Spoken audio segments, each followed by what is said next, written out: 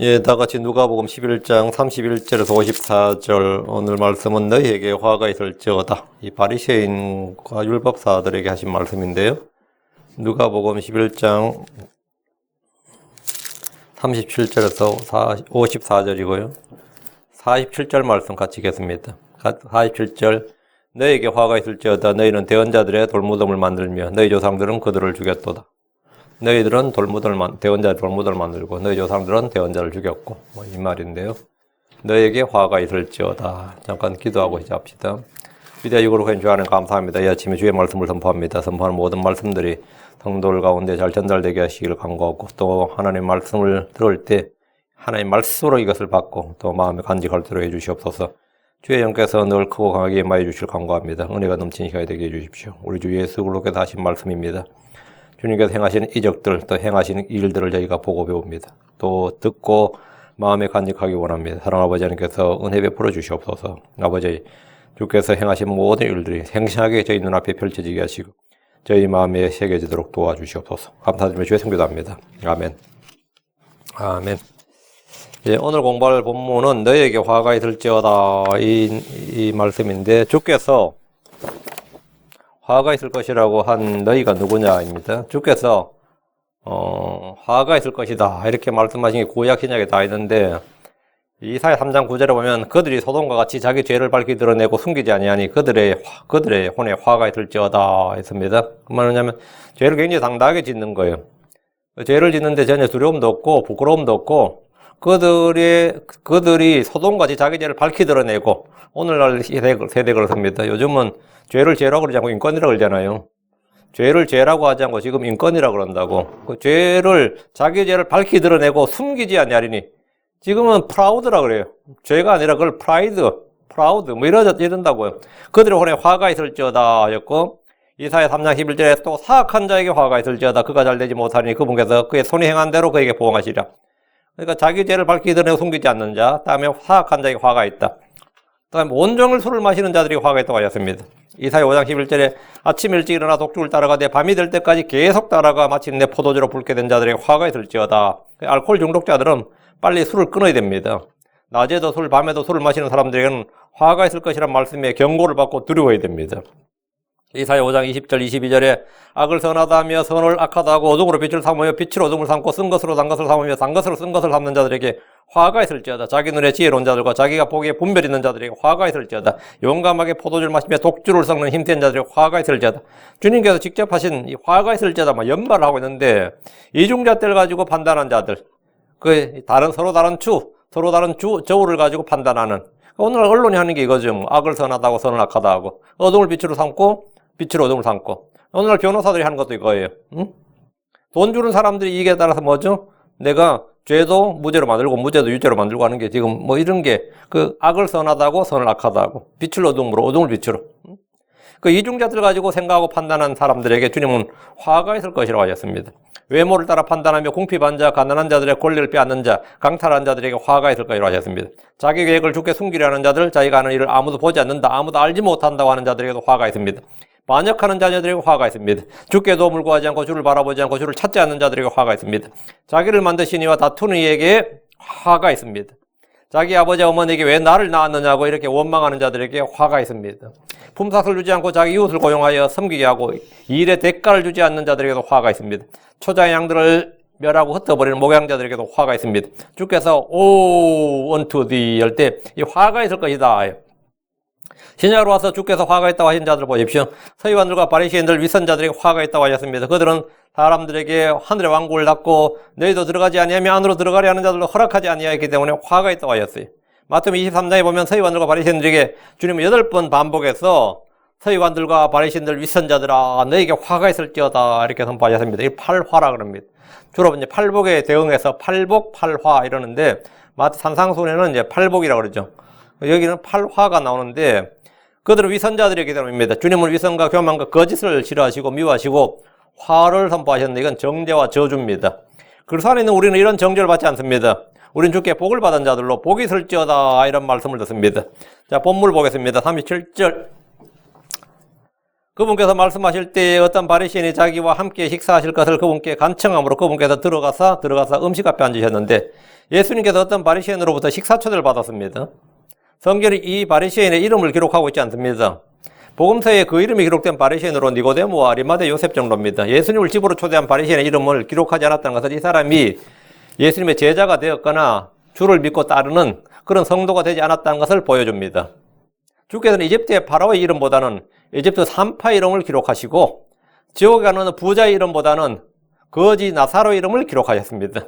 주님께서 주님 앞에 의미 있는 사람, 주님 앞에 생명인 사람, 주님은 죽은 자 이름을 기록하지 않는다면 생명, 나사로가 생명이고 부자는 주님 앞에 그건 죽은 자단 말이죠. 이집트의 파라오는 권력자인지는 몰라도 주님 앞에는 아무것도 아닌 그 살인자고 죽이는 자였고 산파는 생명을 살리는 자였다.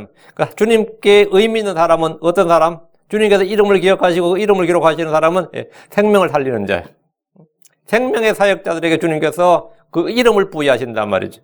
여러분이 생명을 갖고 있다. 여러분이 그 생명을 살리는 사역을 한다면 여러분이 빌 게이츠나 여기 스티브 잡스나 이미 죽었지만 지금 조 바이든이나 이런 사람하고 비교할 수 있는 게 아닙니다. 주님께서는 조 바이든의 이름을 기록하지 않습니다.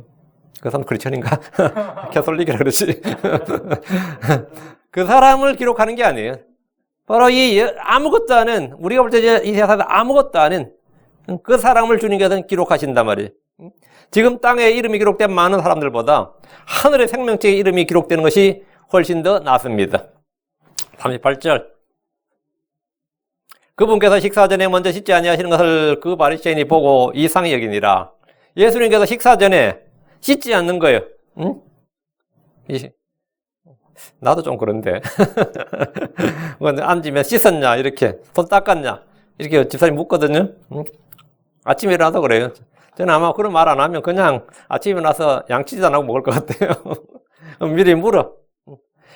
그분께서 식사 전에 먼저 씻지 아니하는 것을 보시고, 그것을 그 바리새인이 보고 이상히 여기니라. 일반적으로 유대인들, 특히 상류층 사람들이나 종교적인 사람들은 반드시 먼저 식사 전에 손을 씻습니다. 이거 지금 미국 사람들 마찬가지고 한국 사람들 마찬가지인데 이것은 위생이나 식사 습관이나 전통이나 예절의 문제가 아니라 이 유대사에서는 이게 종교적인 문제였어요. 이게 단지 위생 문제, 예절 문제가 아니라 종교적 문제였다고. 대접이나 잔을 씻고 손을 씻는 것은 장로들의 전통이었고 레위기의 위생 규례를 발전시킨 것이었습니다. 마가복음 7장 3절을 보면 이는 바리새인들과 모든 유대인들이 장로들의 전통을 지켜 손을 자주 씻지 않고서는 먹지 아니하기 때문이라. 손을 자주 씻지 않고는 먹지 않는다. 음식을 식사할 때는 반드시 뭐 한다? 손을 씻는다. 그것도 자주 씻는다는 거예요. 그에 반해 주님과 주님의 제자들은 이런 전통에 전혀 개의치 않으셨습니다. 그 바리새인들 입장에서는 저 더러운 것들, 참 지저분한 것들, 참 상종 못할 것들 이래 되는 거죠. 응? 문화나 전통, 관습 이런 것도 없고 식사 예절도 없고 말이지. 남의 집 초대까지 받았는데 그죠? 덕분에 주님은 여러 차례 항의를 받았습니다. 마태복음 15장 2절에 당신의 제자들은 어찌하여 장로들의 전통을 범하나이까? 그들이 빵을 먹을 때 손을 씻지 아니하나이다. 당신의 제자들이 어찌하여 장로들의 전통을 범하나이까? 그러니까 손을 씻는 것이 단지 위생이나 관습, 습관, 이런 예절 문제가 아니라 뭐다? 이거 종교 문제다 이거예요. 이건 율법 문제다는 거예요. 장로들의 전통이다 이거예요. 바리새인들과 서기관들과 율법사들을 비롯해서 당시 유대인들은 모세 율법 외에도 장로들의 전통, 사람들의 명령을 구전율법, 오럴 트래디션 또는 오럴 로우 이렇게 해서 이 구전율법이라면서 지켰지만 주께서는 그런 것들을 율법으로 인정하지 않으셨고 그런 것들을 헛된 전통, 사람들의 전통, 세상 유치한 원리들, 조상들의 전통이라며 전혀 신경 쓰지 않으시고 요즘 말로 하면 개무시하셨어요. 요즘 우리 거 쓰는 말로 하면 그냥 개무시하셨어요.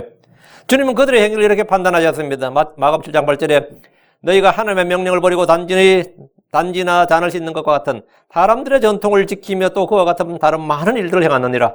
하나님의 명령은 버리고 사람들의 전통은 지키고 사람들의 명령은 아주 금과 옥조를 지키고 말이지. 하나님의 명령을 버리고 있다 이거예요. 그러나 바리새인들과 서기관들은 주님께 이 점에 문제를 제기했고 항의했습니다. 강력하게 항의했어요. 마가복음 7장 5절에 이에 바리새인들과 서기관들이 그분께 묻되 당신의 제자들은 어찌하여 장로들의 전통대로 걷지 않냐고 씻지 않는 손으로 빵을 먹나이까?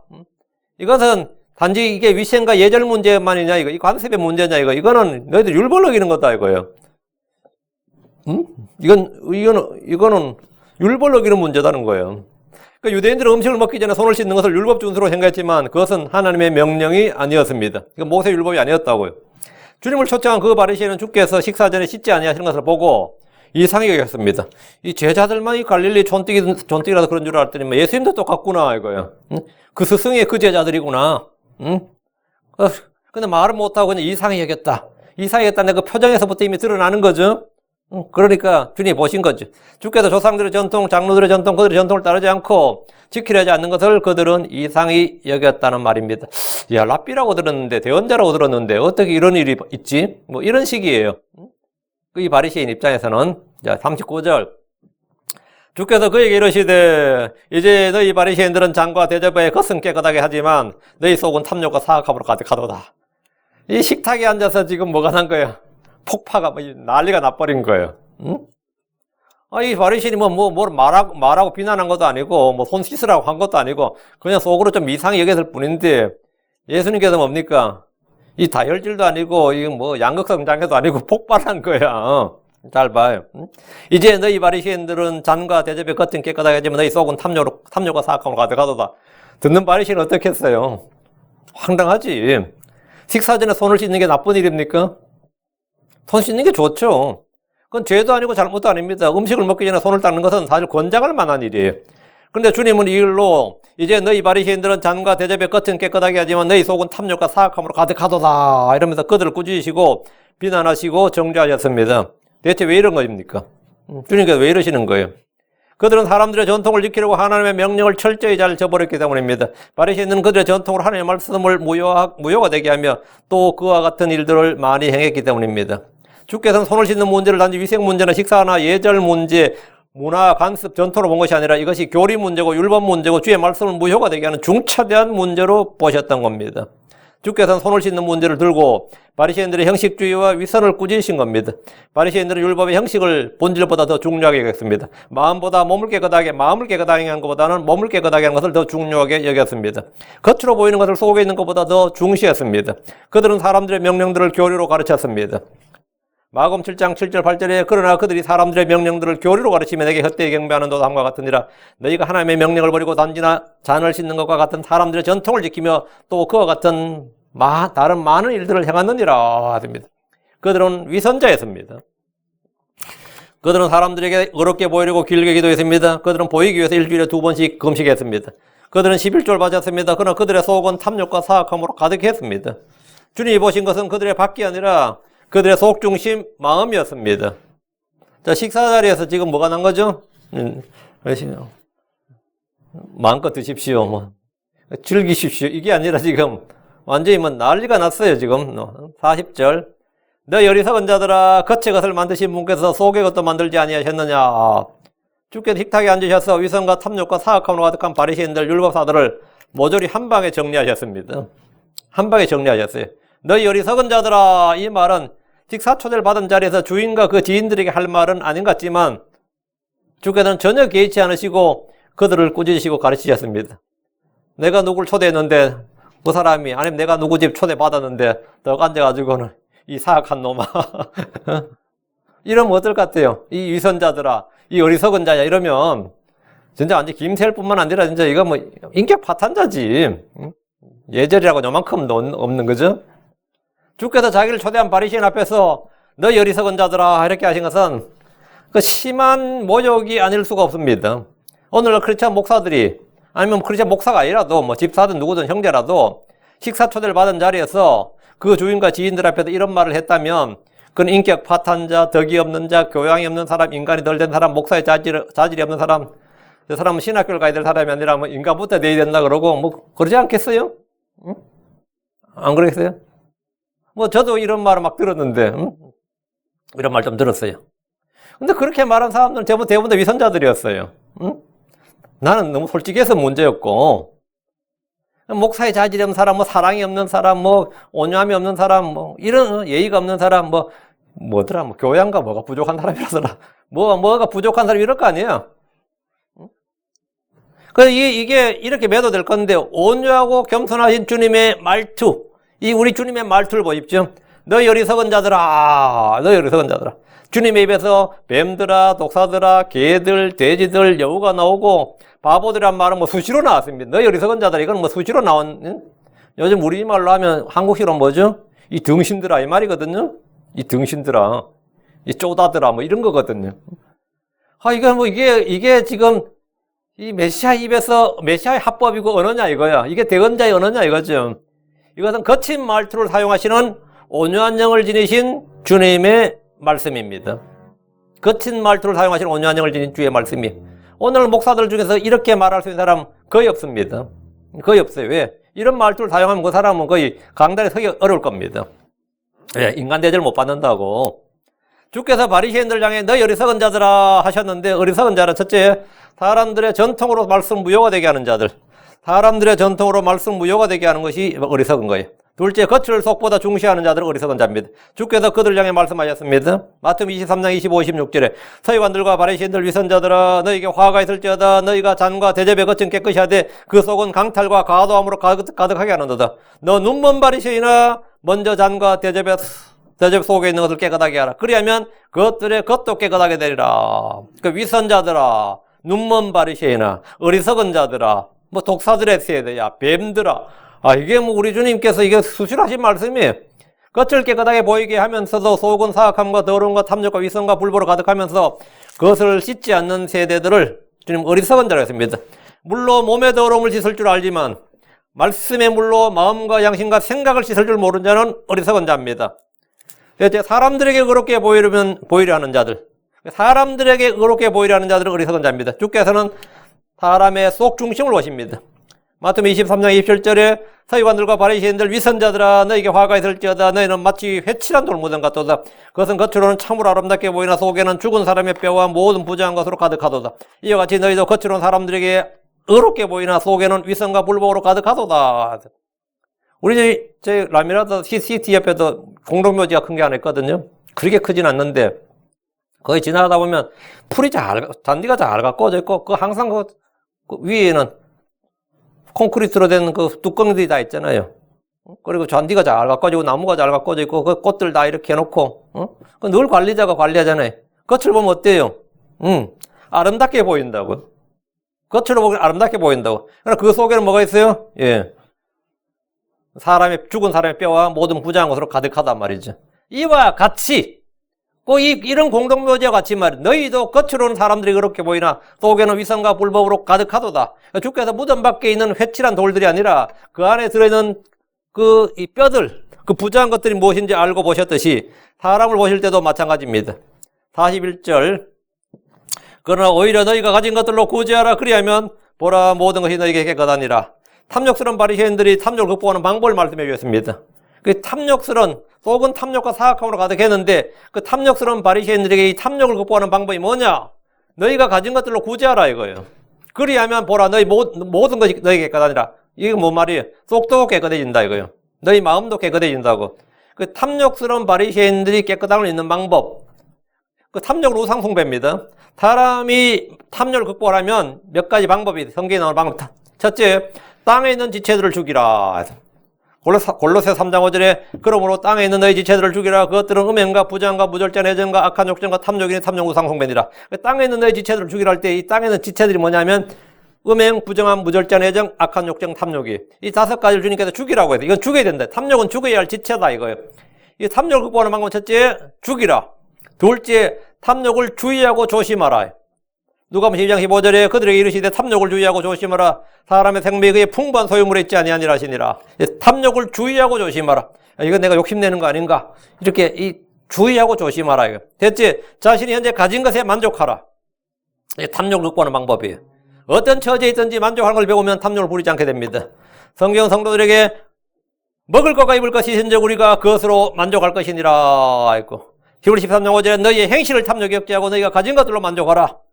너희가 가진 것들로 만족하라. 이 만족이 뭐냐? 만족이 탐욕을 극복하는 방법이에요. 넷째가 구제입니다. 이건 적극적인 선이죠. 구제는 선을 향하고 나누어주는 영적 희생물입니다.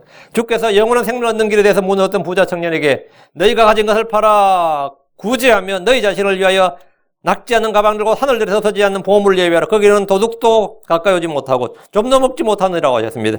어려서부터 율법을 잘 지켰던 청년이 한 가지 해결하지 못한 점이 참 심했는데 탐욕스러운 바리새인에게 주님은 그러나 오히려 너희가 가진 것들로 구제하라. 그리하면 보라 모든 것이 너희에게 깨끗하니라. 그 남의 것을 훔치고 빼앗으려고 하지 말고 선을 행하고 베풀고 나누어 주라는 것입니다. 그것이 구제입니다. 뭐 자꾸 훔치고 빼앗으려고 하면 이 종교를 활용해 종교를 이용해 가지고 이 성도들의 뭘 빼앗으려고 가난한 자들의 뭘 빼앗으려고 헌금하라 그러고 뭐 하라 그러고 자꾸 이러면서 이 훔치고 빼앗으려고 하지 말고 너희가 선을 행하고 베풀고 나누어 주고 그게 뭘 한다는 구제예요. 그 구제는 뭐냐면 사랑의 실천입니다. 그게 영적 희생물이고 하나님께서 기뻐하시는 희생물이에요. 겉을 깨끗하게 했던 바리새인들이 율법에 따라서 겉을 깨끗하게 했잖아요. 내게 귀를 잘 따르고 그 정도 이상 율법에 기록된 것 이상으로 이 전통을 만들어서 손을 씻고 잔을 씻고 뭐 그랬단 말이지. 그 겉을 깨끗하게 했던 바리새인들이 이 속의 사악함과 탐욕 더러움을 해결하려면 자신들이 가진 것들로 긍휼을 베풀고 선을 행하고 나누어주는 구제를 하라는 겁니다. 구제는 이웃 사랑과 형제 사랑의 실천입니다. 그 율법의 성취예요. 최고의 율법이 그게. 응? 바리새인들은 이미 겉이 깨끗하기 때문에 구제를 할 때 그들의 탐욕이 해결되고 속도 깨끗하게 됩니다. 이것은 선으로 악을 이기는 겁니다. 오늘날 이 자본주의 사회에 사는 우리 크리스천들 정말 돈이 거의 전부인 시대죠. 돈 벌기 위해서 더 많이 벌기 위해서 그래서 전부 다 이렇게 애를 쓰는 거잖아요. 근데 이것을 내가 이 자본주의 사회에 사는 크리스천들이 이 자본주의의 속박, 이 돈의 굴레를 해결하는 방법이 뭐냐면 이 탐욕을 극복하는 거죠. 이게 뭐냐면 이 네 가지예요. 뭐냐면 땅에 있는 지체들을 죽이는 거예요. 다음에 탐욕을 주의하고 조심하는 것, 현재 가진 것에 만족하고 다음 넷째 구제하는 겁니다. 42절. 그러나 바리새인들아 너에게 화가 있을지어다. 너희가 박하와 운양과 온갖 종류의 채소의 11조는 들이되 판단의 공에 하늘을 향한 사랑은 넘어가는도다. 너희가 마땅히 이것들로 행하여서야 하거니와 다른 것도 행하지 않는 채 내버려두지 말아야 하느니라. 주께서는 당시 바리새인들을 다 싸잡아 책망하셨는데 어떤 사람들은 주께 모든 바리새인이 다 그런 게 아니고 일부 타락한 바리새인이 있어요. 그렇다고 뭐 바리새인 다 너희 바리새인아 뭐 너희 위선자들아 너희 율법사들아 이러면서 싸그리 그래 통째로 개무시하면 되겠느냐 이렇게 항의할 수 있죠. 오늘날 뭐 개독교 그러면 뭐 크리스천 일부가 그런 것이지 아니 다수가 그래요. 일부가 그런 게 아니라 요즘 목사들 완전히 탐욕스럽다 그러면 목사님들 중에서 헌신적인 분도 많아요. 그럼 물론 그렇죠. 있지. 근데 이게 주님께서 일반적으로 지금 일반화시켜서 이제 말씀하시는데 그렇게 일반화시키면 되냐 이렇게 항의할 수도 있겠지만 주님은 일부 바리새인들 특정 바리새인 개개인의 문제가 아니라 이 바리새인들의 그 문화, 그 바리새인들의 그들의 그 지금 형태들이 다 그랬단 말이에요. 그 모두를 싸잡아서 정죄하셨습니다. 이는 오늘날 이 부패한 교회들, 부패한 목사들에 대해서도 동일하게 적용됩니다. 너희 이 목사들아, 뭐 화가 있을지어다. 이러면 그건 맞는 말이에요. 너에게 화가 있을지어다. 당대 가장 어렵고 경건하며 율법의 수호자들로 인정받던 바리새인들을 주께서 정죄하셨습니다. 너에게 화가 있을지어다. 사람들은 일반 민중들은 바리새인들을 존경했어요. 바리새인들을 율법의 수호자로 존경했어요. 그리고 사람들은 그들의 외모를 취했기 때문입니다. 주님은 그들의 마음 속 중심을 보셨습니다. 너희가 박하와 온양과 온갖 종류의 채소의 11조는 들이되 판단의 공의 하늘을 향한 사랑은 넘어가는도다 했는데 바리새인들은 율법에 따라 드릴 것을 드렸습니다. 그들은 율법에 따라서 드릴 건 드렸어요. 떼먹지 않았습니다. 드릴 건 드렸고 기도할 땐 기도했고 금식할 땐 금식했고 할 건 다 했어요. 박하와 온양과 온갖 종류의 11조 채소의 11조를 드렸단 말이에요. 이것은 율법에 따라 잘한 일 못한 일 잘한 일입니다. 이걸 누가 비난하지 않아. 이건 잘한 일이에요. 그런데 그들은 판단의 공의와 하늘을 향한 사랑은 넘어갔습니다. 율법의 핵심이 뭐죠? 의와 사랑과 믿음과 긍휼입니다. 근데 그걸 이거 더 중요한 겁니다. 더 중요한 걸 빼먹어 버렸단 말이지. 율법의 핵심이 뭐냐? 바로 이거예요. 긍휼과 의와 믿음, 사랑이에요. 43절. 바리새인들아 너에게 화가 있을지어다. 너희가 해당의 맨 윗자리와 시장에서 인사받는 것을 좋아하는도다. 주께서는 바리새인들의 행태를 조목조목 지적하시면서 그들을 정죄하셨습니다. 이만 쏟아져 나온 거예요. 이 바리새인 자기 집에 초청했다가 예수님 손 안 씻는다는 거 한번 살짝 생각했다가 이게 뭔 꼴이야 지금 완전히 주님이 그동안 바리새인들에게 쌓여있던 게 지금 여기서 다 쏟아져 나온 거예요. 바리새인들아 너에게 화가 있을지어다. 너희가 해당의 맨 윗자리와 시장에서 인사받는 것을 좋아하는도다. 주님께서 폭포수도처럼 지금 바리새인들에 대한 그동안 행태를 지금 비판하고 그들을 정죄하고 계신단 말이죠. 너에게 화가 있을지어다 라는 말씀은 정죄와 저주의 선포입니다. 너희가 회당의 맨 윗자리와 시장에서 인사받는 걸 좋아하는도다. 바리새인들은 사람들의 칭찬과 사람들로부터 받는 영광을 사랑했습니다. 그들은 하나님의 칭찬보다 사람의 칭찬을 더 사랑했습니다. 그러나 목사들도 마찬가지입니다. 목사님 뭐 말씀 은혜 받았어요. 그럼 다 좋아하지. 그거 싫어하겠어요? 응? 아, 목사님 말씀 너무 좋습니다. 뭐 너무 은혜 받았습니다. 그러면 누가 싫어해? 아, 목사님 다 좋아하지. 근데 막 비판해봐. 열받아 안 받아. 저도 제 설교 비판하면 열받아요. 이게 들을 줄을 모르는가? 어디서? 내가 걔한테 뭘 던졌지? 이런 생각하지. 내가 좀 더 저걸 해야겠다. 이 생각 안 한다고. 그냥 바리새인이나 뭐 사두개인이나 율법사이나 이건 사람 다 똑같아, 이거는. 응? 그는 하나님의 칭찬보다 사람의 칭찬을 더 사랑했습니다. 요한복음 12장 43절에 이는 그들이 사람들의 칭찬을 하나님의 칭찬보다 더 사랑했기 때문이더라. 그들은 사람들이 의롭게 보이기 위해서 애를 썼습니다. 바리새인들은 회당에 가면 회당의 맨 윗자리를 좋아했고 시장에서 인사받는 걸 좋아했습니다. 다 대접받고 싶어 하죠. 누가 뭐 대접 안 받고 싶어요? 대접받고 싶어 하지. 44절 서기관들과 바리새인들 위선자들아 너희에게 화가 있을지어다. 너희는 마치 드러나지 않는 무덤 같도다. 사람들이 그 위를 걸으면서도 무덤인 줄 알지 못하느니라. 드러나지 않는 무덤. 이 봉분은 어때? 봉이 이제 봉이라는 건 이렇게 둥글게 이게 봉분. 한국의 무덤은 대부분 봉분이에요. 그래서 어디서 봐도 뭐죠? 무덤인 줄 알죠. 근데 평토장이라고 있습니다. 그 이제 중동에서는 지금 무슬림들 다 평토장이에요. 그 무슬림 사우디아라비아 국왕 같은 경우는 죽을 때 사람들이 그 사람의 무덤을 몰라요. 한국에 막 신라 여러분 천마총 같은 거 가면 어때요? 무덤이 산 같죠? 무덤이 산인지 모를 정도로 그렇게 옛날 왕들 막 크게 짓고 뭐 했는데 그쪽은 이 해교 율법에 따라서 왕이 죽어도 아주 간소하게 치릅니다. 아주 간소하게 치르고 그게 무덤인지 아닌지도 모를 정도로 그렇게 간소하게 치러요. 그건 오히려 더 나은 것 같아. 우리나라도 평토장이란 장이, 봉분이 아니라 평토장이라는 게 있어요. 평토 무덤이 있는데 그 무덤은 맨 땅입니다. 그럼 그 무덤 뭐죠? 그 위를 걸을 때 아무도 무덤인 줄 알지 못합니다. 봉분이라도 오래 지나면 그곳은 평평한 땅이 되고 또 전에 무덤이었는지도 모르게 됩니다. 유대인들의 무덤은 대부분 동굴 무덤이었습니다. 동굴 무덤이라고 뭐냐면 동굴 위를 걷는 사람들은 아래가 무덤인 줄을 모르게 됩니다. 아래가 여기 무덤인 줄 모른다고. 너희는 마치 드러나지 않는 무덤 같도다 했는데 얼마 전에 제가 뉴스 신문을 봤는데 이태원동 거기가 한남동 거기 이태원동 거기가 굉장히 한국의 부촌입니다. 한국의 그 재벌들 뭐 연예인들 뭐 아주 돈 있는 사람들 사는 곳인데 삼성가도 거기 있어요. 삼성 이재용 부회장이 상속세를 내야 돼가지고 자기 동생 이서연 씨 그 제일모직이라고 그러죠. 요즘 뭐 이름 모르겠는데 하여튼 자기 동생한테 자기가 살던 건물과 부지를 팔았어요. 그게 한 몇백억 주고, 몇백억에 뭐 한 246억인가? 한 몇백억 대 여기에. 그 비싼 동네에. 그 집을 이제 산 이서연 회장이 자기 오빠한테 집을 산 거죠.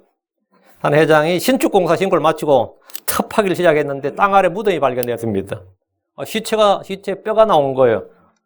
그런데 이제 계속 이제 그런 무조건 신고해야 됩니다. 문화재청에. 혹시.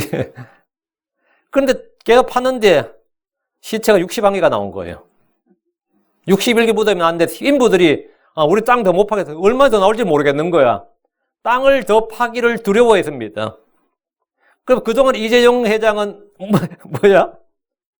예, 뼈들 위에 살았던 거예요. 뼈들 위에.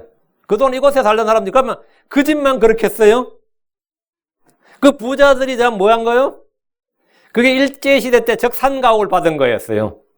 일본 사람들의 그 가옥을 받은 거였는데 그런데 나중에 알고 보니까 정조시대 이후 거기가 공동묘지였던 거예요. 그때만 사대문 안에 서울이고 그 밖은 저거였기 때문에 거기는 부자들의 공동묘지도 아니고 서민들의 공동묘지였어요. 이제 이걸 막 뒤지니까 이것이 뭐죠? 아무도 무덤인 줄 몰랐던 거지. 무덤인 줄 알아서 누가 거기 하겠어요. 다 파고 뒤집었겠지. 이것이 드러나지 않는 무덤이었습니다. 그래서 거기 한국의 부자들은 다 뭐예요? 한국의 최고 탑 부자들은 그 뼈들 위에 지금 살고 있었던 거예요. 이번에 뒤집어 놓은 거예요. 그것은 정말 화려한 건물들이 올라간 부촌이었어요. 화려한 건물들이 올라간 최고의 부촌이었지만 그 아래는 죽은 자들의 뼈들이 가득했던 겁니다. 마태복음에는 주께서 그들을 회칠한 무덤과 같다고 하셨습니다. 겉과 속이 너무나 다르다는 겁니다. 그래서 누가 이거 딱 볼 줄 알면 지금 저 집 저 몇백억짜리 집인데 저 밑에는 시체가 가득하다 그러면 어떨 것 같아요? 그 밑에 시체가 가득하다 그러면 이 보이는 것과 속이 너무나 다르단 말이죠. 이게 너희는 드러나지 않는 무덤과 같도다. 이 말이 바로 그거예요. 밖은 정말 화려한 빌딩인데 그 속은 시체가 가득하다. 거기가 사실 예전에 뭐 킬링필드였다. 거기가 공동묘지였다. 끔찍한 이야기단 말이죠. 마태복음 23장 27절에 너희는 회칠한 무덤, 돌무덤 같도다. 그것은 겉으로는 참으로 아름답게 보이나 속에는 죽은 사람의 뼈와 모든 부정한 것으로 가득하도다.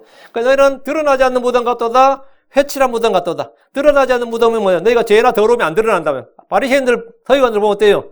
그들의 율법의 의로는 흠잡을 것이 없단 말이에요. 그러나 드러나지 않는다고. 그 속에 탐욕이 있는지 사악함이 있는지 부정함이 있는지 우리가 어떻게 알아? 그래. 저번에도 그렇잖아요. 윤목사 속에 뭐가 있는지 어떻게 알아? 그냥 설교하고 성경 가르치고 하면, 저 사람은 최소한 경건의 모양 갖춰야 될 거 아니야, 목사 하려면. 아니면 거룩한 모습이라 좀 보여야지. 입에서 나오는 마다 개새끼 소리 나오고 이러면 어때요? 듣는 사람이 막 깰 거 아니야. 저 사람 목사 맞아. 그러고 이럴 거 아니야. 바리새인은 최소한 밖으로는 그러지 않았다. 말도 잘했고, 손도 잘 닦았고, 거룩하게 했고, 금지 같은 거니까, 이게 안 드러났다고. 목사도 이 양복 잘 입고 말이죠. 머리에 기름 바르고, 성경책 가슴에 딱 끼고 이래 다니면 누가 그 사람 하겠어. 그러다 나중에 술집에서 만났다 이러면 어떻게 돼요? 이거 술 취해서 막 개판지게 있는데, 목사님이신데 이러면 어떻게 뒤집어질 거 아니야. 제가 아는 목사가 어디 중국 갔다가, 거기서 술 처먹다가 걸릴 거야. 중국 가서 걸릴 줄이야 누가 알았겠어. 그래서 소문이 쫙 퍼졌어. 그 목사 뭐라 그러겠어요? 그냥 잠깐 소셜 드링킹 했다고. 중국이라든가 독일이라든가 그러나 보다. 내가 독일이 맥주가 유명한데 맥주 한 잔 못 마시냐 그랬다든가 뭐. 근데 맥주 마실 수 있지. 근데 걸렸다는 게 문제야, 그죠? 걸렸다는 게 문제야. 근데 바리새인들은 최소한 걸리지도 않았단 말이지. 드러나지 않는 무덤이야. 그럼 파야 드러나는 거야. 파야 드러나는 거라고. 우리도 마찬가지로 신원조회하고 조국 털듯이 털면 나도 드러나겠지. 누구 털듯이 털면 안 드러나겠어요? 주님께서 하신 말씀이 그것은 겉으로는 참으로 아름답게 보이나, 겉으로는 멀쩡해 보이고 아름답게 보이나 속에는 죽은 사람의 뼈와 모든 부정것으로 가득하도다. 우리 킹잼 성경 믿는 신자들이 어떻습니까? 우리는 이제 외식한 사람들이 아니니까. 겉으로 보기도 별 볼 일 없어, 사실 우리는. 속도 별 볼 일 없지만 겉으로 보기도 별 볼 일 없으니까 괜찮아. 근데 겉으로 볼 땐 대단해 보이는데 속은 개파이다. 그보단 차라리 나아. 안팎이 같으니까. 45절. 그때 율법사들 중에 하나가 그분께 응답하여 이르되 선생님이여 그렇게 말씀하심으로써 우리도 모욕하시나이다. 근데 드디어 율법사들 중에 이 서기관 바리새인 율법사들 다 있는데 한 명이 용기 있게 주님께 뭐 한 거죠? 항의란 거예요. 욕먹다 이제 도저히 나도 이제 더 이상 못 참겠다. 그래서 주님한테 선생님이요. 그렇게 말씀하심으로써 우리도 모욕하시나이다. 우리가 왜 드러나지 않는 무덤 같고 우리가 왜 해칠한 무덤 같은 사람이냐. 우린 그런 사람 아니다. 우리까지 그러시면 싸잡아 모욕하면 안 되지 않느냐. 제가 가끔 그러거든요. 이게 한국교회 수주이다 그러면 듣는 사람이 발칵한 사람도 있어요. 욕하려면 나만 욕하지 왜 한국교회를 욕하냐 이런 사람이 있거든요. 욕하려면 나만 욕하지. 이게 킹잼 성경교회 믿는 수준이다 그러면 목사님 욕하려면 나만 욕하지 왜 따잡아서 남들 욕까지 하냐 이런 사람이 있어요. 그게 이제 이 율법사 같은 사람이지. 우리도 선생님이 그렇게 말씀하심으로써 우리도 모욕하시나이다 이랬는데 율법사는 주님의 말씀에 심한 수치감, 모욕감 그리고 그러다가 불 따고 난 거야. 속에서 불쾌함이 이 반역의 기질이 확 드러났는데 주의 말씀이 참 틀린 말씀이 없구나. 들어보니까 진짜 유구무원이로다. 반박이 불가하구나. 이러면서 죄를 시인하고 회개하면 좋겠지만 치받은 거지. 바리새인들 율법사들 중에서 주님한테 한마디 할 사람이 없었냔 말이에요. 드디어 한 명이 나타나서 이제 주님 앞에 치받고 다른 사람 나오니까 속이 다 시원하다. 역시 네가 한마디 하는 줄 알았다. 이런 사람이에요. 모두를 그렇게 싸잡아 비난한다 정죄할 수 있느냐 이렇게 이제 주님께 대항을 했는데 주님의 말씀은 확실히 율법사들에게는 모욕이 맞았어요. 모욕이 맞지 이거는. 46절 그분께서 이러시되 보세요. 이러면 어떻게 돼요? 그래 말을 하다 보니까 심했구나. 미안한 면도 없잖아요. 사과한다. 이렇게 했어요. 주님은 I'm sorry 한 적이 없습니다. 주님 excuse me 한 적이 없어요. 누구에게도 주님 단 한 번도 I'm sorry but 이런 게 없었어요. 그분께서 이러시되 너희 율법사들아 너희에게도 화가 있을지어다 너희가 지기에 힘든 짐들을 사람들에게 지우고 너희 자신은 손가락 하나도 그 짐들에 대지 아니하는도다. 주께서는 율법사의 항의를 들으셨지만 싹 무시하시고 그 율법사 그리고 율법사들에 대해서 말씀하셨습니다. 너희 율법사들아 너희에게도 화가 있을지어다. 지금 내가 바리새인 이야기했고 서기관 이야기했는데 율법사는 빼먹은 게 아니다 말이에요. 너희 율법사들아 너희에게도 화가 있을지어다. 율법사들은 요즘 말로 뭐죠? 로이어를 그러잖아요. 변호사들 있지. 판사, 검사도 뭐 로이어에 해당됩니다. 이들은 어느 사회에서나 상류층이고 인텔리겐츠입니다. 돈과 권력과 명예와 지위를 모두 가진 이들이 뭐죠? 율법사들이에요. 이들의 문제점이 뭡니까? 자기들의 이익에 따라 악을 선하다 하고 선을 악하다는 겁니다. 이들은 주의 말씀 외에 전통과 사람들의 명령을 구전율법이라 하면서 백성들에게 가르치고 지킬 것을 강요했습니다. 너희가 지기 힘든 짐들을 이게 뭐예요? 이건 모세율법이 아니지. 이건 오럴 트래디션이에요. 구전율법이라고. 너희가 지기에도 힘든 짐들을 사람들에게 지우고 너희 자신은 손가락 하나도 그 짐들에 대지 아니하는도다.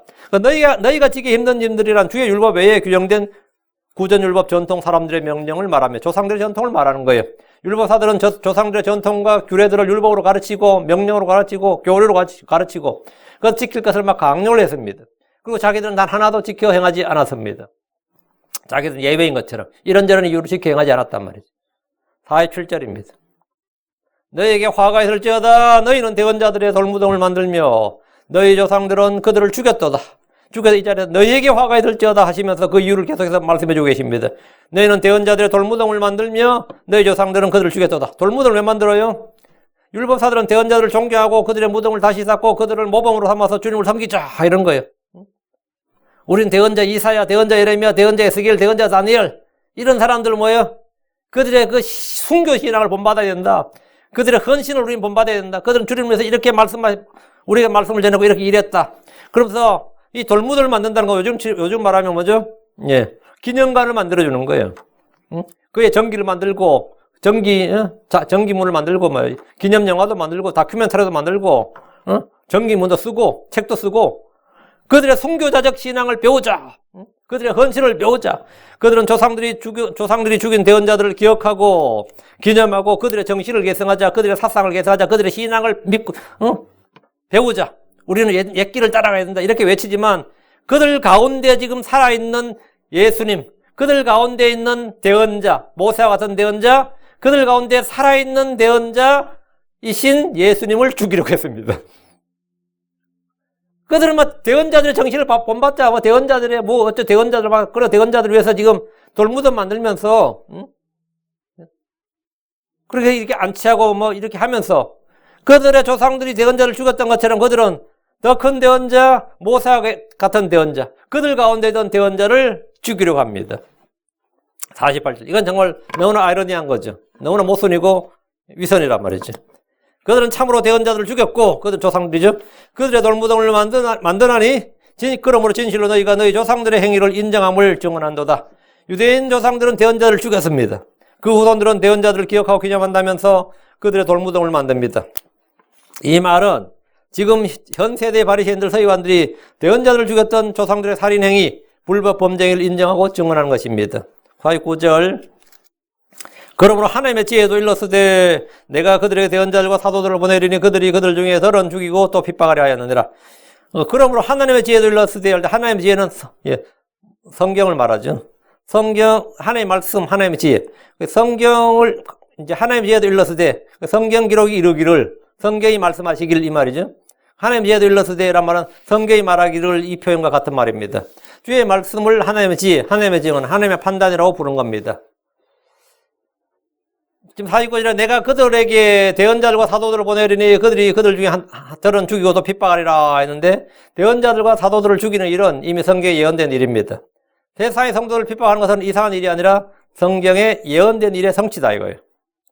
50절입니다. 이로써 세상의 창건 이후로 흘린 모든 대언자들의 피를 이 세대에게 요구하리니 세상의 창건 이후로 이 말은 첫사람 아담 이후를 말하는데 이는 현 세대에 관한 겁니다. 지금 있는 하늘과 땅을 악한 현세상이라고 합니다. 그럼 언제부터 악한 현세상이 된 겁니까? 악한 현세상, this present evil world. 이 악한 현 세상 언제부터예요? 아담이 범죄한 순간부터 악한 현 세상입니다. 현 세상은 노아 홍수 이후가 아닙니다. 노아 홍수 이전도 현 세상이에요. 지금 있는 하늘과 땅이 현 세상인데 지금 있는 하늘과 땅은 언제부터예요? 예, 창세기 1장 2절부터 1장 3절 빛이 있으라부터지. 그럼 이전 세상은 언제죠? 예, 간단. 그 이전 세상은 그 이전에 하늘과 땅이 있었을 때겠지. 그럼 다가올 세상은 뭐죠? 예, 의가 가는 새하늘과 새 땅이겠죠. 세상과 이거 딱 구분가죠? 다가올 세상은 예, 의가 가는 새하늘과 새 땅. 그건 언제? 천년왕국 아닙니다. 천년왕국 이후예요. 예, 자 그렇다면 예, 이전 세상 간단하죠. 그럼 세상의 창건 이후로 이 말은 현 세상에서 죽었던 아벨이 흘린 피부터 얼마 전에 죽은 침례자 요한의 피까지입니다. 그리고 곧 예수님 죽으시면 예수님까지가 모든 대언자들의 피에 해당됩니다. 주께서 아벨로부터 흘린 피를 이 세대에게 요구한다고 하셨는데 유대인들은 예수 그리스도를 죽이면서 그분의 피를 우리 후손들에 돌리라고 했습니다. 이는 그분의 죽음, 살인에 대해서 책임지겠다는 것인데 그들은 예수님의 피에 대해서, 예수님의 죽음에 대해서 전혀 죄책감이 없었고 그를 죽이는 일에 대해서 오히려 의로움을 느꼈습니다. 죄책감을 느끼는 것이 아니라 예수님을 죽여서 없애는 것을 오히려 자기들의 종교적 책무고 의무로 생각했습니다. 그러니까 그에 대한 책임을 기꺼이 우리가 지고 우리 후손들이 져도 상관없다는 거지. 그에 대한 잘못, 아무런 잘못도 없다고 확신했지만 주님은 그들과 그들의 후손인 이 세대에게 그 피를 요구하셨습니다. 51절 아벨의 피로부터 제단과 성전 사이에서 죽은 사갈의 피까지라 진실로 내가 너희에게 이르노니 그 피를 이 세대에게 요구하리라. 저는 윗구절에서 모든 대언자들의 피를 아벨에서부터 침례자 요한 그리고 예수님까지로 했는데 지금 여기서는 주님 뭐래요? 주께서 아벨로부터 성전 사이에서 죽은 사갈의 피까지 이렇게 했죠. 이것은 피 흘린 모든 대언자를 구약 성경 속에 전체 대언자만 말씀하신 겁니다. 이로써 주님은 구약 성경의 범위를 확정해 주셨습니다. 아벨은 창세기에 나옵니다. 성경의 첫 권입니다. 사갈에는 역대기하에 나옵니다. 역대기하는 구약의 유대인 성경의 마지막 책이에요. 우리는 말라기서가 마지막인데 이거는 킹제임스 성경이 배열한 거고 구약 성경에서 마지막 성경은 역대기하입니다. 유대인들의 성경. 그럼 창세기부터 역대기하까지 구약 성경의 전체를 39권의 범위를 딱 정해준 거예요. 주께서 이 피를 이 세대에게 요구하신다고 합니다. 이 말은 그들이 흘린 피의 보복이 이 세대에 임한다는 말입니다. 대부분의 성경학자들은 주후 70년에 예루살렘의 멸망 그리고 그때 죽은 유대인들의 죽음에 관한 예언이라고 설명합니다. 그러나 이후로도 유대인들의 죽음은 계속되었습니다. 이 세대는 지금도 계속 지속되기 때문입니다. 그 대환란까지입니다. 대환란 때까지 유대인들의 이 죽음을 당한다는 겁니다. 52절 율법사들아 너에게 화가 있을지어다 너희가 지식의 열쇠를 빼앗았어. 너희 자신도 들어가지 않냐고 또 들어가는 자들로 막았느니라. 율법사들의 화가 있다고 하신 것은 그들이 지식의 열쇠를 빼앗았어. 그들 자신도 들어가지 않고 들어가는 자들도 막았기 때문입니다. 지식의 열쇠라죠. 율법사들은 성경에 관한 지식증입니다. 성경에는 여러 열쇠가 나오는데 첫째가 왕국의 열쇠들, 둘째가 지식의 열쇠, 다음에 지옥과 사망의 열쇠, 다윗의 열쇠, 그리고 바닥 없는 구덩이 열쇠가 있습니다. 왕국의 열쇠들은 주께서 사도 베드로와 제자들을 위해서입니다. 지식의 열쇠는 율법사들이 빼앗아 가지고 있었습니다. 지옥과 사망의 열쇠와 다윗의 열쇠는 우리 주께서 친히 가지고 계시고 바닥 없는 구덩이 열쇠는 다섯 번째 나팔이 불 때 한 천사가 주께 받아서 땅에 내려옵니다. 여기서 주목할 것은 율법사들이 지식의 열쇠를 가지고 있다는 것이 아니라 지식의 열쇠를 빼앗았다는 거예요. 그럼 지식의 열쇠를 누가 가지고 있었던 거예요? 율법사들이 지식의 열쇠를 가지고 자기 독점하고 있는 게 아니라 율법사들이 지식의 열쇠를 뭐라고요? 빼앗았어 이랬잖아요. 지식의 열쇠를 누구에게 빼앗은 거죠? 민중들에게 빼앗은 거죠. 성도들에게 빼앗은 거라고. 성도들은 다 지식의 열쇠를 가지고 있었다 이 말이지. 그 사람들이 각 사람들은 모두 다 지식의 열쇠를 가지고 있었습니다. 지혜와 지식은 하나님께서 모든 백성에게 주신 것입니다. 주를 아는 지식, 거룩한 것을 아는 지식은 주의 백성들 누구나 가지고 있는데 이것을 율법사들에게 빼앗겼던 겁니다. 왜 빼앗겼어요? 스스로 자기들이 그들의 권위를 인정하고 크레딧을 주면서 율법사가 이렇게 말했는데 이러면서 자신들이 지식의 열쇠를 스스로 빼앗긴 거예요. 반납한 거예요. 로마 캐톨릭 성도들은 사제들한테 지식의 열쇠를 몽땅 다 빼앗겼습니다. 사제가 그렇게 안 했다. 주교 그렇게 말 안 했다고 끝난 거예요. 스스로 자기들이 그렇게 교황 모서를 만들고 그들에게 교도권을 주고 하면서 지식의 열쇠를 반납해버렸단 말이지. 오늘 크리스천들도 스스로 자신의 지식의 열쇠를 가지고 있어야 돼. 빼앗기면 안 됩니다. 주님께서 내 백성이 뭐가 없어 망한다 그랬어요? 지식이 없어 망하는도다 했죠. 내 백성이 지식이 없어 망하는다. 이거 뭘 거룩한 것을 아는 지식, 진리의 지식, 우리 주 예수를 아는 지식이 없어서 망한다고. 오늘 크리스천들도 마찬가지입니다. 스스로 성경을 공부하고 성경 읽고 연구하고 이렇게 지식의 열쇠를 가지고 있어야 되지 빼앗기면 안 됩니다. 우리 호세아서 4장 6절에 내 백성이 지식이 부족함으로 망하는도다. 내가 지식을 거부하였으므로 나도 너를 거부하여 내가 나를 위해 제사장이 되지 못하게 할 것이요 내가 내 하나님 율법을 잊었은즉 나도 내 자녀를 잊으리라. 율법사들은 백성들에게 율법을 해석하고 가르친 일을 도맡았고 그들의 가르침과 다른 것은 다 이단으로 정죄하고 용납하지 않았는데 이는 캐톨릭이 오랫동안 성도들에게 했던 방식입니다. 그리고 오늘날 많은 이 교회들도 성도를 성경할 필요 없다는 식으로 그렇게 성경 공부 많이 할 필요 없다. 이렇게 한 것처럼 지식의 열쇠를 빼앗는 행위입니다. 53절입니다. 그분께서 이것들을 그들에게 말씀하실 때 서기관들과 바리새인들이 그분을 거세게 몰아붙이기 시작하여 그분이 많은 것을 말씀하게 하시고 뭐요? 서기관들과 바리새인들이 이제 아까 한 명이 율법사 한 명이 주님께 대항을 했는데 항의를 했는데 지금은 이 말씀을 할 때 이제 서기관과 바리새인 다 합세해가지고 그분을 거세게 몰아붙이기 시작했어요. 이제 뭐 식사 자리 끝난 거야. 제자들만 배고픈 거야 이러면. 지금 지금 먹어야 될 판국인데 예수님하고 한판 싸워버리니까 어떻게 되겠어요? 주의 말씀을 들었던 서기관들과 바리새인들은 분노했습니다. 그들에게 화가 있다고 정죄하시면서 조목조목 그들의 위선과 불법을 폭로하는 것을 들었을 때 그들은 분노하지 않을 수가 없었을 겁니다. 뭐 나라도 막 분노했을 것 같아요. 회개하지 않으면 분노하는 거지. 둘 중에 하나지. 회개하든가 분노하든가, 회개하든가 분노하든가. 그들은 회개하지 않고 분노했어요. 그들은 그분을 거세게 몰아붙이기 시작했습니다. 이제 뭐 1대 10, 1대 100 이래 되는 거예요. 주님과 논쟁을 벌인 겁니다. 말이 많은 곳에 죄가 부족하지 않다는 것을 알기에 그들이 일단 말꼬리를 잡을 수 있도록 계속해서 예수님에게 말을 시켰어요. 이건 어떻게 생각하냐, 이건 어떻게 생각하냐. 저도 이런 걸 당해본 적이 있어요. 막 들으려고, 배우려고 하는 게 아니라 말 실수 잡으려고 계속해서 묻는 거야, 막. 하나만 걸리라 이거지. 하나만 걸리라는 거야. 그런 거 꽤 있어요. 교회 내에도. 하나만 걸려라. 거세게 몰아붙이기 시작하여 그분이 많은 것을 말씀하게 하시고, 왜 많은 걸 말씀하게 하고, 말을 많이 시켜, 일단. 54절, 또 그분을 기다리며 그분을 고소하려고 그분의 입에서 나오는 어떤 것을 붙잡으려 하더라. 일단 말을 많이 시키면 뭐가 나오겠죠. 모세는 백성들이 불평하고 그들을 거세게 몰아붙였을 때 죄를 지었습니다.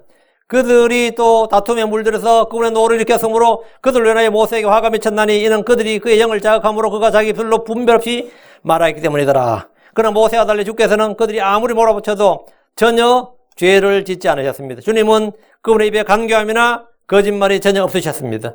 주의 입에는 실수나 오류가 없습니다. 주님에게는 실수나 오류가 없어요. 자, 오늘은 여기까지 54절까지 11장 마치고 다음 시간에 이제 12장 누가복음 일주일에 1시간 하니까 시간이 좀 진도가 좀 많이 늦습니다. 그렇지만 뭐 꼭 진도가 빨라야 되는 건 아니니까 이 속도로 나가겠습니다. 기도합시다. 위대하시고 거룩하신 주 하나님 감사합니다. 하나님께서 도우시고 긍휼 베푸셔서 오늘 주의 말씀을 선포했는데 선포한 모든 말씀들이 성도들 가운데 잘 이해가 되도록 또 잘 받아들여지고 또 마음에 잘 쌓아지고 또 숨겨둘 수 있도록 인도해 주시옵소서.